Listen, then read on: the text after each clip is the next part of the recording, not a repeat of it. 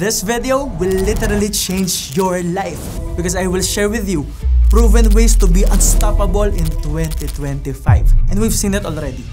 2024 was rough. A lot of us faced challenges, struggles, and we sacrificed a lot.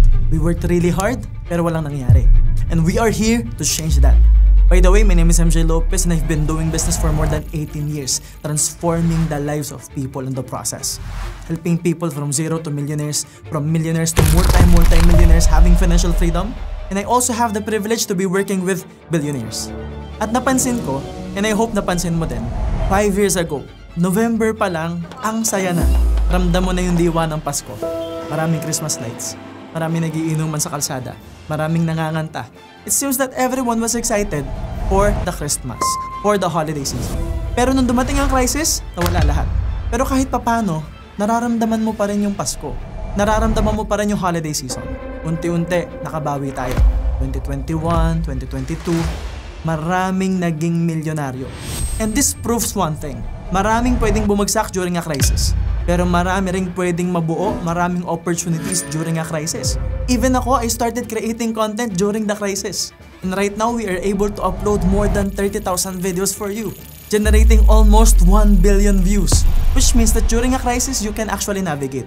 Dumating ang 2023 at 2024. Pero this year, diba? Parang ang bigat. Parang hindi mo na maramdaman yung Pasko. A lot of people are stressed. A lot of people are negative. A lot of people are really toxic. And paglabas mo ng bahay, pagtingin mo sa kalsada, wala nang masyadong Christmas lights. Wala nang masyadong nagiinuman. Wala nang masyadong video okay. Konti na lang. And you may seem to think bagsak ang buhay. Pahirap ng pahirap ang buhay. And maybe you are asking yourself, paano kaya next year? Maybe it's true na mas mahirap ngayon. But I want you to look at the reality na marami pa rin yumayaman.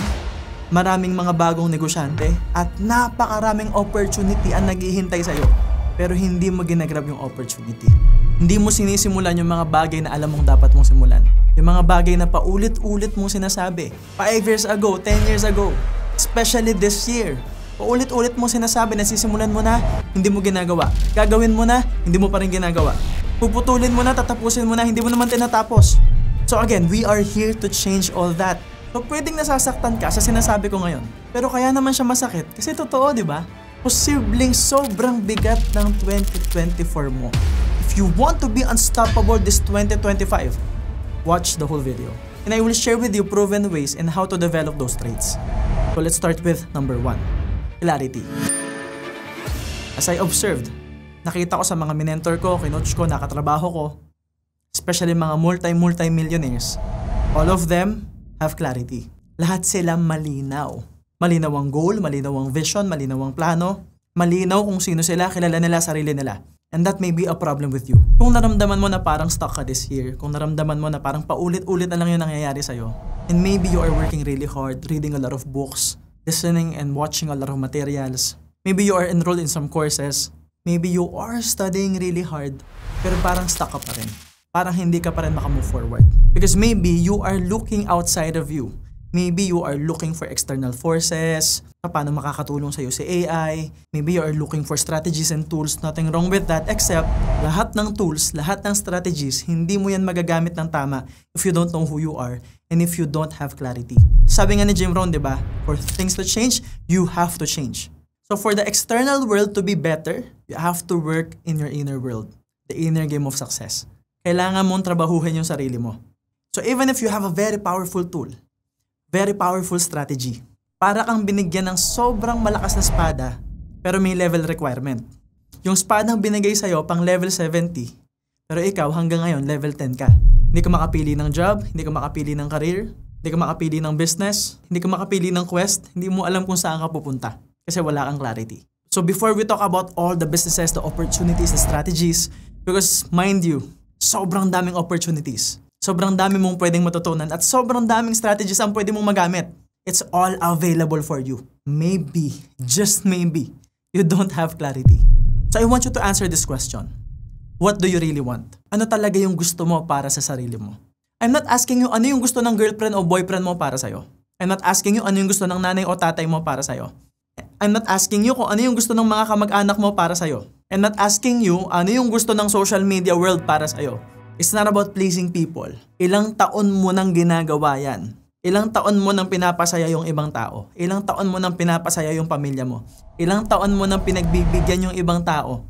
You are not here to please people. You are not here to please me. This is about you. You are not here for me. This is for you. If you wanna be unstoppable in 2025, pagbigyan mo na yung sarili mo. This time, I want you to answer this question. What do you really want? And I don't care what you want. Maybe you want a car. Maybe you want a house. Maybe you want to travel. Maybe you want to build your own business. Maybe you want to start vlogging. Maybe you want to start dancing, singing, comedy. Whatever it is that you want, you have to define it. Because you have to gain clarity. So alamin mo ngayon. And maybe bago matapos ang taon, it's your time to observe. Observe what? Observe the things outside of you. The purpose of the external world is for you to observe. Is for you to experience the fullness of life. So tingnan mo yung mga kotse, mag-research ka. Tingnan mo yung mga bahay, mag-research ka. Tingnan mo kung saan ka pwedeng mag-travel, mag-research ka. Tingnan mo yung mga careers or profession. Mag-observe ka sa ibang tao. Look for references. Maghanap ka ng mentor or pwede mong gawing model. Pwedeng maging role model sa buhay mo na pag nakita mo siya, gusto ko maging ganon. Gusto ko ganon ako katalino, ganon ako kagaling magsalita. Gusto ko ganon ako kayaman. Gusto ko tumutulong ako sa mga tao. Gusto ko yung ganong pormahan. You have to look for references. And then, observe how you feel internally. So it's not about what they think. It's about what you think about it. It's not about how other people feel about it. It's about how you feel about it. Pag nakakita ka ng magandang porma, ano nararamdaman mo doon? Pag visualize mo yung sarili mo na suot yun, ano nararamdaman mo? Pag nakakita ka ng magandang kotse, ano nararamdaman mo kapag ini-imagine mo nasakay ka doon? Na ikaw yung nagdadrive. Pag nakakita ka ng magandang bahay, ano sa tingin mo yung feeling kapag doon ka na nakatira? Ano sa tingin mo yung feeling kapag kasama mo na yung pamilya mo doon? And while being honest and observing how you feel with these things outside of you, with the things that you want for yourself. Because according to Albert Einstein, you won't solve the problems with the same consciousness that created that very problem. Which means na hindi mo makukuha yung mga goals mo, yung pangarap mo, yung gusto mo, with the same level of consciousness, with the same level of mindset, with the same level of skills and psychology. You have to change. Para magbago yung buhay mo, baguhin mo muna yung sarili mo. So who do you need to become? And be honest, masipag ka ba talaga this year? O masipag ka sa maling bagay? Alam mo ba talaga yung gusto mo this year? O kaya ka disappointed? Kasi hindi pa rin malinaw sa'yo ano yung gusto mo para sa sarili mo. Ginawa mo ba talaga yung best mo this year? O ginawa mo yung best mo para sa ibang tao? Pero kaya sobrang bigat, kaya sobrang sakit, kasi hindi mo siya ginagawa para sa sarili mo. Because again, nasa number 1 pa lang tayo, clarity.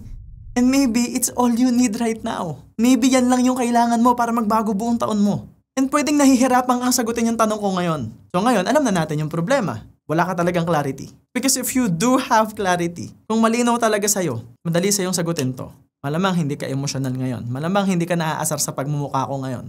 Pero kung nasasaktan ka, be honest. Maybe, malabo lang talaga. So I want you to dig deep right now. Ano yung mali? What's holding you back? Pwedeng may gusto kang kotse. Pwedeng may gusto kang bahay. Pwedeng gusto mo mag-travel. Pwedeng marami kang gustong ma-experience. Pwedeng gusto mo na mag-start magnegosyo. Gusto mo mag-start mag-create ng content. Pwedeng napakarami mong gustong simulan. Pwedeng alam mo sa sarili mo that you need to develop confidence. You need to have discipline. But something is holding you back. Pwedeng natatakot kang mag-set ng goal kasi natatakot kang mag-fail. Natatakot kang masaktan ulit. Kasi ilang taon nang paulit-ulit yung nangyayari. I understand how you feel. Pero tandaan mo, lalong walang magbabago kung hindi ka magde-decide ngayon. So if you find it really hard to gain clarity right now, at nasasaktan ka, let's move on to number 2. Beliefs.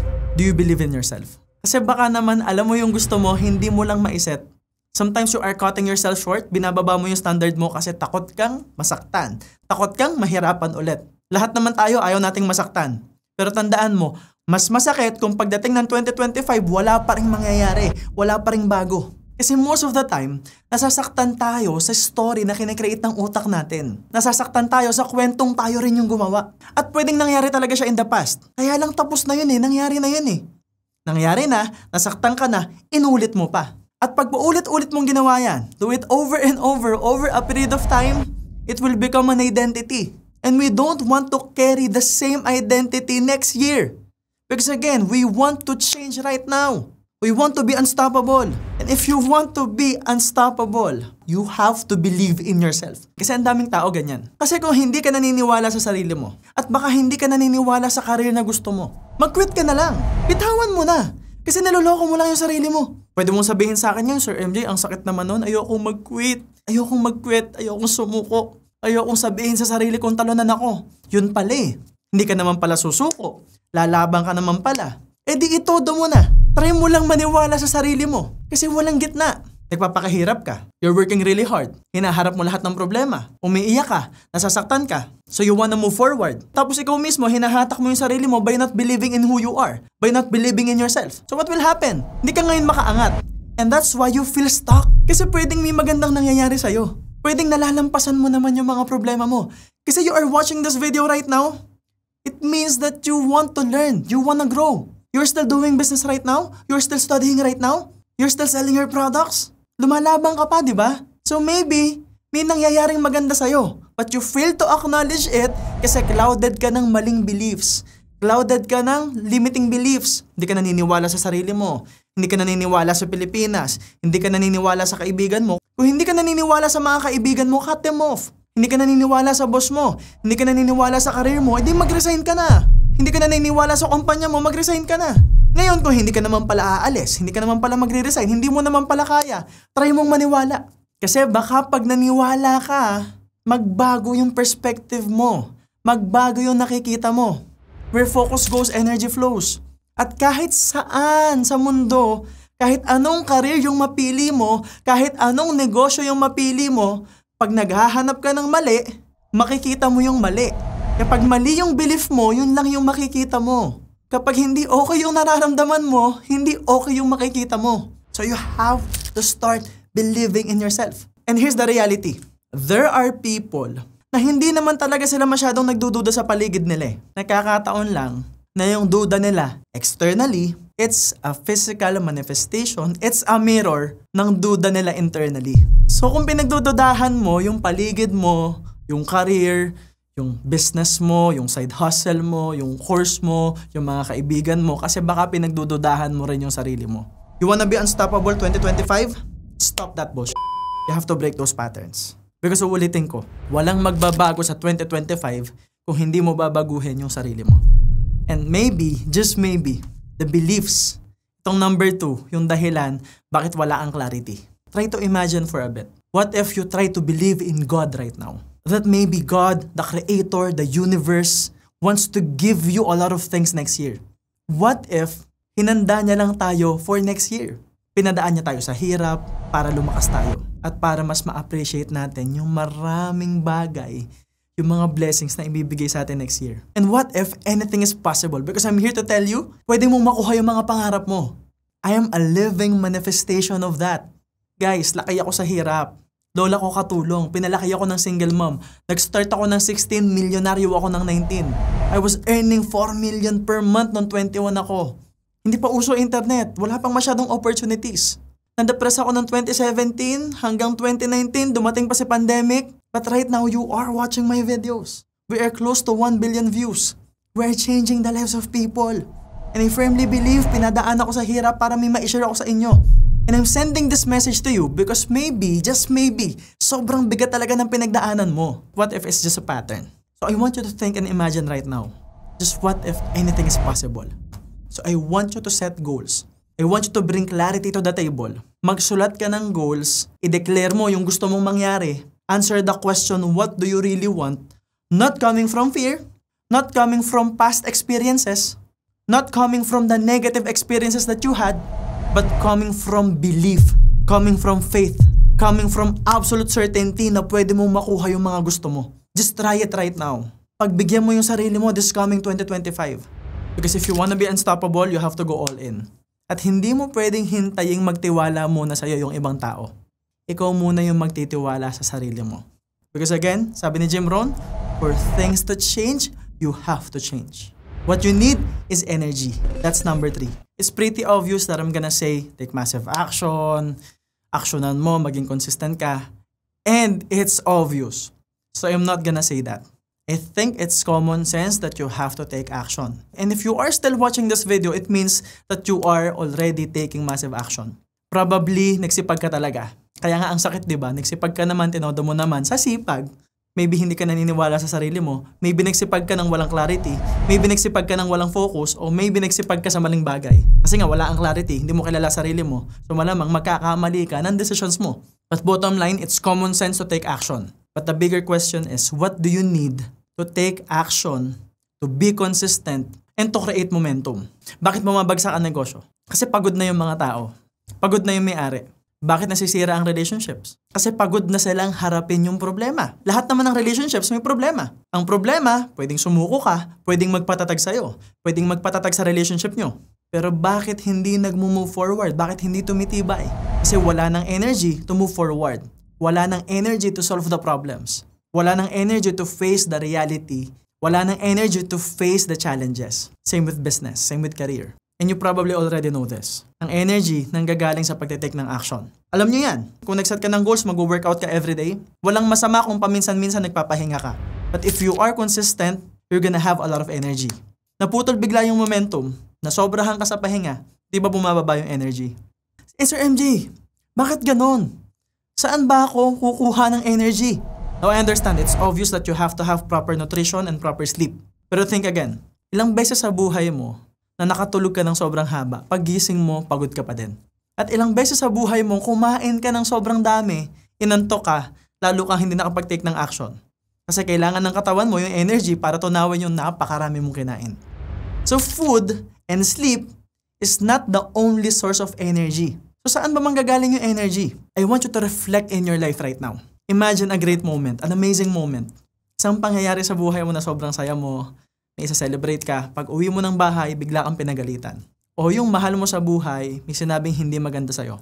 Di ba kahit gaano kataas yung energy mo, biglang babagsak? Baliktarin natin. Hindi ka okay, sobrang bigat ng pinagdadaanan mo. Pero yung mahal mo sa buhay, sabi sa'yo, naniniwala siya sa'yo. I'm here to listen to you. Sa totoo lang, hanga ako sa'yo kasi lahat ng problema nalalampasan mo eh. And then suddenly, kahit wala kang tulog, puyat ka, ang bigat ng pinagdadaanan mo, parang tumataas yung energy mo. So yes, mahalaga yung tamang pagkain. Mahalaga yung tulog. Pero ang pinakamahalaga, the meaning we attach to things. Ano yung meaning na binibigay natin sa mga bagay-bagay? Kasi bakit ba nahihirapan ka mag-create ng video? O baka naman nahihirapan kang ituloy ang pagka-create mo ng content? Kasi may nag-comment ng hindi maganda, binigyan mo ng meaning. Bakit bigat na bigat ka sa pagnenegosyo? Kasi baka na-reject ka, hindi bumili, binigyan mo ng meaning. May mga kamag-anak ka, mahal mo sa buhay, araw-araw, pinapatigil ka nila sa ginagawa mo. Binigyan mo ng meaning kasi meaningful sila sa buhay mo. At yun ang nakakadrain ng energy mo. So it's all about the meaning you attach to things. But if you put meaning to your higher purpose, hindi ka mauubusan ng energy. Especially if you have clarity, you understand, you know what you really want and you know who you want to become. And then it excites you. It makes you feel good. Pursuing what you want. Becoming a better version of you. Becoming a better you. Makes you confident. Makes you feel worthy. So pag ang utak at puso magkasundo, pagpunta niyan sa katawan, you have alignment. Pag ang utak at puso hindi magkasundo, walang alignment, bagsak ang energy mo. So if you have alignment, yung iniisip ng puso, yung iniisip ng utak, nararamdaman ng puso, at ginagalaw ng katawan, you will never run out of energy. At kapag ang meaning binigay mo sa higher purpose mo, hindi ka mauubusan ng energy. I've been in a lot of situations like this. 3 days, halos 1 week walang tulog, ang bigat ng problema, ang bigat ng pinagdadaanan. But still, I have the energy to solve the problems, to be kind to people. It's because of the meaning I attach to things. Whenever we create videos, kahit may nanglalait, may negative, may naninira, ako mismo yung nagbibigay ng meaning sa ginagawa ko. Alam ko sa sarili ko na makakatulong to sa mga tao. A lot of people are sending us good feedback, sending us messages, nagko-comment. Our team had been working really hard for this. Kahit holidays nagtatrabaho kami because we know the purpose of what we are doing. So if you know your purpose, if you have clarity, if you believe in yourself, and you will constantly take massive action, you will never run out of energy. And that's what we want this coming 2025. I want you to be unstoppable, but you have to decide. And you can tell me, Sir MJ, gusto ko talagang magbago yung buhay ko. What can I do? Sa mga taong seryoso, if you really wanna be unstoppable in 2025, I have an exclusive offer for you. We will have a 7-day challenge in Success Blueprint.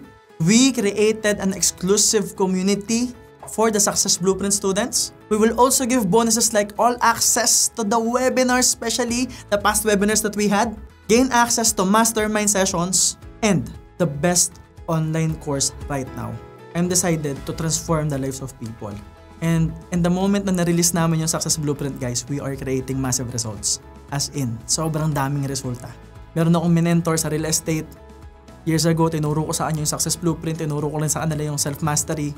Right now, top 1 sila ng company nila and they are able to produce 747 million sales. While most people are struggling, sila namamayagpag. So, ibig sabihin, Success Blueprint is crisis-proof. It's proven. We have students, first month nagkakotse, second month pangalawang kotse, third month 3 times yung income, fifth month nakabili ng bahay, ngayon full-time siya sa ginagawa niya. So kahit ano yung profession mo, network marketer ka, sa iba't ibang kumpanya, maybe you are a real estate agent, a real estate broker, a businessman, a business owner, an entrepreneur, or baka namang estudyante ka, tas wala kang clarity, or OFW na gusto mag-move forward in life. This is the best course for you. Because in Success Blueprint, yung tatlong diniscuss ko sa inyo, yan mismo yung tinuturo ko. How to have energy all the time. How to break the patterns. How to create new patterns. How to manage your state. Paano mo babaguhin yung mga maling beliefs mo? So kung napakarami mong limiting beliefs, sa Success Blueprint, lahat yan mawawala. At ang pinakamahalaga, Success Blueprint will give you clarity. Especially kung nahihirapan kang sagutin yung mga tanong ko sa'yo kanina, tandaan nyo lang guys that if you really wanna be unstoppable in 2025, you have to decide right now. Because lagi nyo lang tatandaan that all I want is for you to become more successful and for you to reach the next level success. So yun lang guys, this is the end of the podcast. And again, my name is MJ Lopez and see you soon.